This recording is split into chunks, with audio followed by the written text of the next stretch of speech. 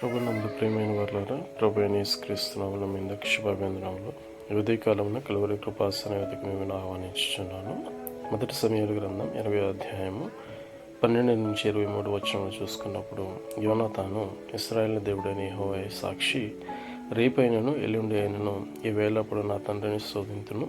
అప్పుడు దావీదునకు క్షేమమవునని నేను తెలుసుకుని ఎడల నేను ఆ వర్తమానము నీకు పంపకపోదునని దావీదుతో సెలవిచ్చినట్లు చూస్తున్నాను. ఈ విధంగా దావీదు పట్ల యోనాతాను ప్రేమ కలిగిన వాడే, ప్రాణ స్నేహితుడిగా ప్రేమించాడు. కాబట్టి మరలా వారిద్దరూ కూడా ఒక నిబంధనను వారు చేసుకుని, నేను చనిపోని ఎడల నా కుటుంబమునకు నీవు జాలి చూపించాలి, దయ చూపించాలని చెప్పినట్లుగా, ఒకవేళ నేను చనిపోకపోయిన ఎడల నీ ప్రాణమునకు నేను ప్రాణముగా అడ్డుండి నీకు ఏ విధంగా సహాయం చేయగలను అది చేయగలనని చెప్పి ఒక సూచనను దావీదునకు తెలియపరిచి, బాణములు విసిరినప్పుడు దేవుడు నేను సెలవిచ్చిన దాన్ని బట్టి నీకు రక్షణ కలిగజేయనని చెప్పినట్లుగా చూస్తున్నాం.